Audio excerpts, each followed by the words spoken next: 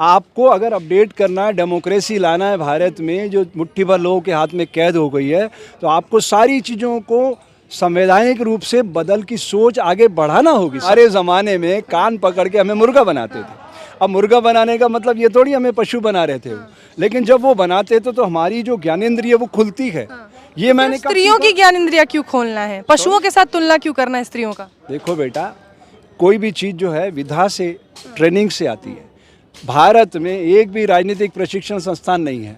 अब आप लोग प्रधानमंत्री, मुख्यमंत्री ऐसे बना देते हो, अनपढ़ गंवार लोग, तो उसी का तो परिणाम है। नकली डिग्रियां लेके खड़े हो जाते हैं और सबको बेवकूफ़ बनाते हैं, अच्छे अच्छे नारे देते हैं, सबका साथ, सबका विकास, सबका विश्वास, और सारे समाज के सारे धन को छीन के एक आदमी के हाथ में दे देते हैं। गौतम अडानी के दुनिया का वो दूसरे नंबर का धनवान बना देते हैं। हमारा भगवान इतना कमज़ोर है कि किसी गाली देने से वो कमज़ोर पड़ जाता है। अगर किसी की गाली से वो कमज़ोर पड़ता तो वो भगवान हो ही नहीं सकता। इनका उद्देश्य क्या है? सत्ता के केंद्र पे काबिज होना, ना कि समाज की सेवा करना। 8 सालों में तो बच्चा कहाँ से कहाँ पहुँच जाता है, हम देश को कहाँ से कहाँ ले जाके खड़े हैं। ये कहते थे ना कि जो कांग्रेस जो करती है वो गलतियों को हम दोहराएंगे नहीं, देश को अच्छा बनाएंगे। 8 साल से तो 8.5 साल से यही बैठे हैं ना। क्या किया इन्होंने? आप बताइए। नोटबंदी के बारे में सुप्रीम कोर्ट ने अब एक्शन लिया है, अब नोटिस किया कि बताइए अब नोटबंदी से कितना फ़ायदा मिला समाज को।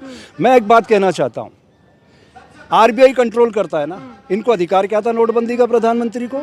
जैसे कांग्रेस एक विचारधारा है, उसके जेरोक्स कॉपी बीजेपी, उसकी अपनी कोई विचारधारा नहीं है। क्योंकि जो केशव बलीराम हेडगेवार थे 1925 में जब आरएसएस की स्थापना की, उन्होंने वो कांग्रेस से निकले थे और उन्होंने कहा था एक दिन आएगा मैं इस कांग्रेस को धूल चटा दूंगा, नेस्तनाबूद कर दूंगा।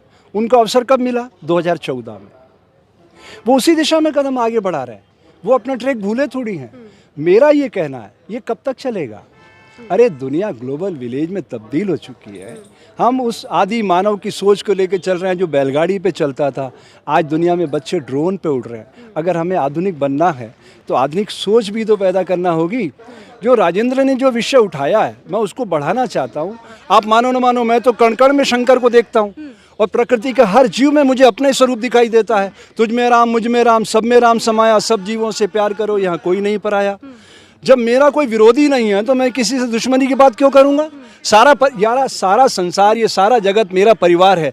यही तो वसुदेव कुटुंबकम की परिभाषा है, यही तो सनातन संस्कृति संदेश देना चाहती है। बात बिल्कुल सीधी सीधी है। भारत का जो जनतांत्रिक स्वरूप है वो सीधा सीधा है, आपके वोट से प्रकट होता है। जब तक समाज अपने वोट की शक्ति से परिचित नहीं होगा, मुट्ठी भर लोग इस देश पे कब्जा करके बने रहेंगे और सारी जनता तमाशबीन बने रहेगी। मैं ये कहना चाहता हूँ।